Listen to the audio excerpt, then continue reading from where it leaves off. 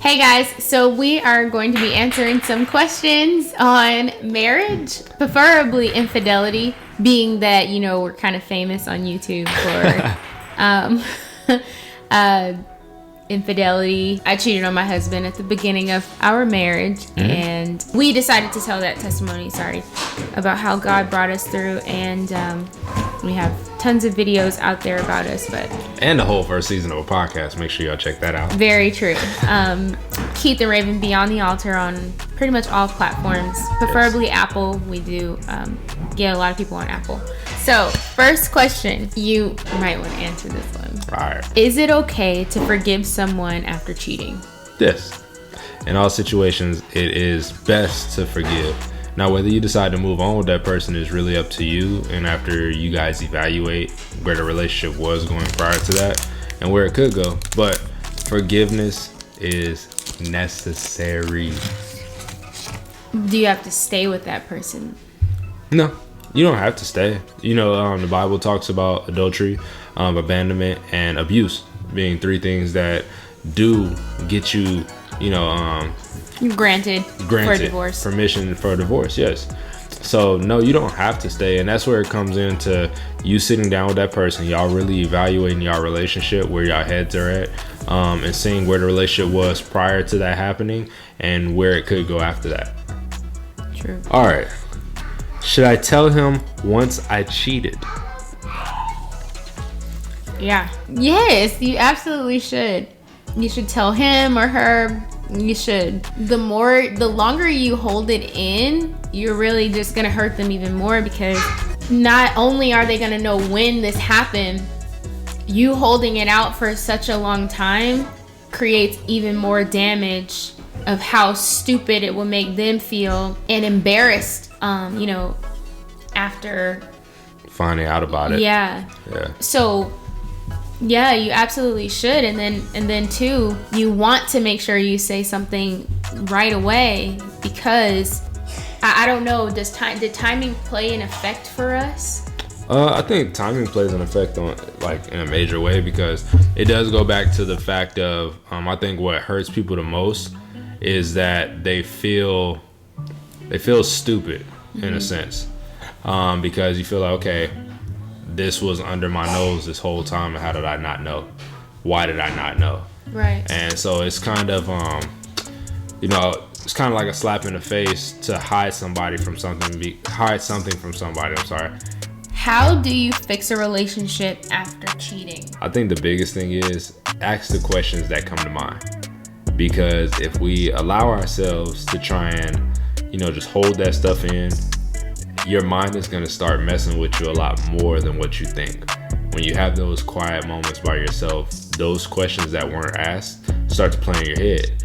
And you start to get these thoughts and images of what you feel might have happened because you never asked that person.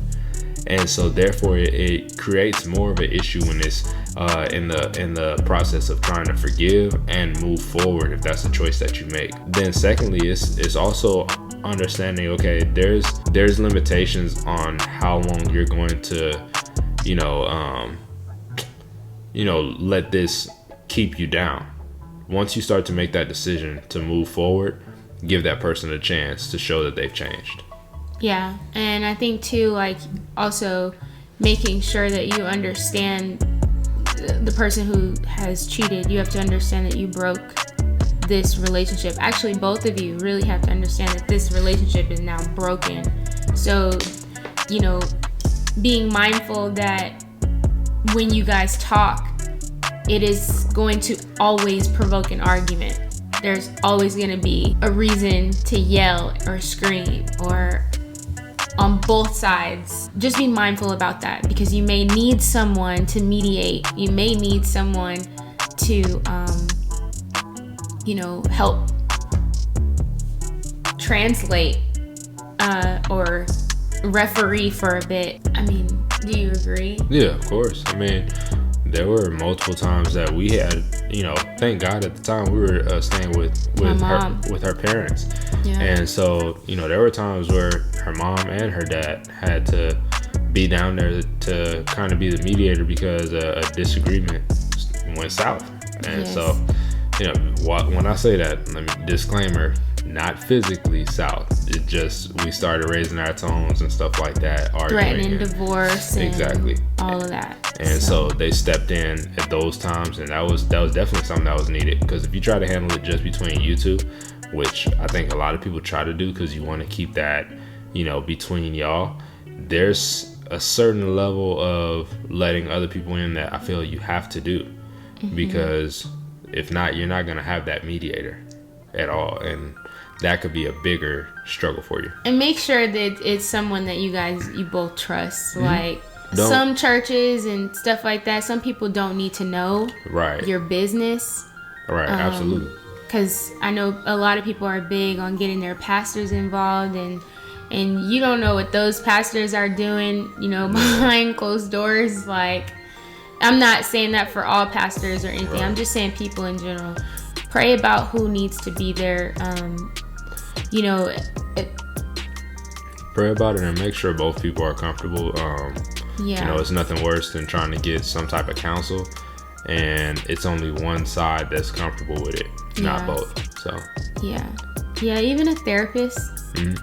You could always do a therapist. Yeah, a therapist, and if it's somebody that you're finding counsel from that's not a therapist, that maybe they've been through it, just make sure it's something that they've been through and it's not still an active issue within their relationship as well, because you'll find out that some people inadvertently project certain thoughts that they're really having within their own marriage or relationship upon you and yours.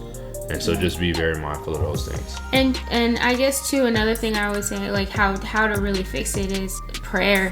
Yeah, absolutely. Lots and lots of prayer, individual prayer, and praying together. Yes. That's going to really help. Yeah.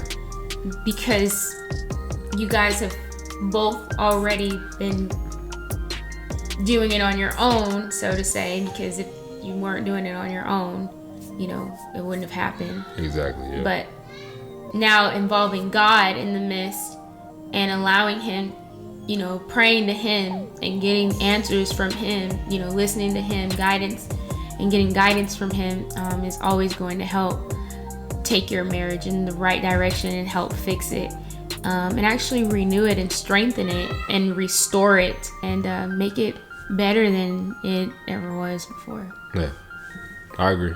All right. Are you a bad person if you cheated?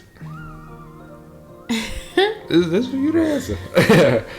I don't believe you're a bad person if you cheated. I think when this question is asked, in a sense, it's asked from a biased and judgmental standpoint. Yeah. And I say that because, if all sin is equal, if you believe all sin is equal, if you steal something, does that make you a bad person?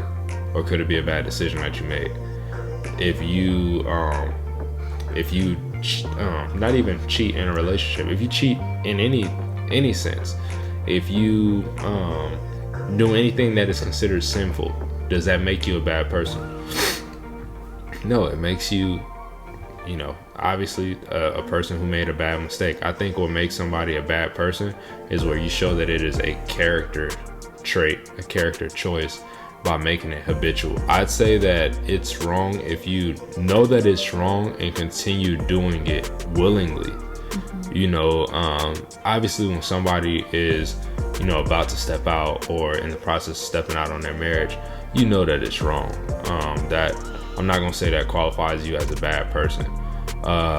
It's bad judgment within that moment. It's bad choice making. But at the end of the day, what makes you a bad person out of it, I feel, is when you start to notice that, when you start to try and take their forgiveness for weakness, and you take that as an excuse to say, oh, I can do it again, and they're just gonna forgive. Right. So no, I don't believe that you are a bad person because you cheated. And here's the thing. If you want to be biblical, the Bible says we all fall short of the glory of the Lord. Yes. So technically, the only good person is God. The only good person is Jesus. Exactly. We're if that's the case, we're all bad people. Yeah. When we do wrong things, we would all be considered bad people. So, you know, this isn't necessarily a part of the answer, but just a note that I feel like everybody should add in. Whenever you start to look at somebody's bad decision making, to question whether they're a bad person or not, I think it's important to always remember that we've all made bad choices in some sense. Yeah. And, you know, although cheating is very hard to take on within a marriage, you know, everybody is going to take the sin that you commit against them at a certain level of hurt as well. And so if we're really trying to take an unbiased approach, a righteous and justified judgment within a situation that's non-biased, then I think it's important to make sure we keep that in mind as well, and not necessarily allow ourselves to inadvertently put ourselves up on a high horse and look down upon anybody because they did make a mistake, no matter how bad you may deem it, or even that they may have deemed it within their relationship. That's not your judgment to make. That's right. That's absolutely right. And that's the difference between judgment and righteous judgment. Yes. Being judgmental is deeming someone as a bad person, and giving them a verdict for their sin. And righteous judgment is absolutely no partiality, understanding, and having grace. Also having grace, because God and being just towards another person. So, all right, guys. Well, that is it for us. We'll be back with another one of these soon. Make sure you tune in to our podcast, Keith and Raven Beyond the Altar. We're going to be talking about all things marriage, infidelity to gender roles in the house, just finances, all things marriage. A lot of great topics on the second season. Yeah, so follow us on either Apple, Spotify, or whatever else is your favorite podcast listening platform. Yeah, follow us or subscribe, and give us a listen. Yes. Have a blessed day. Bye. Bye.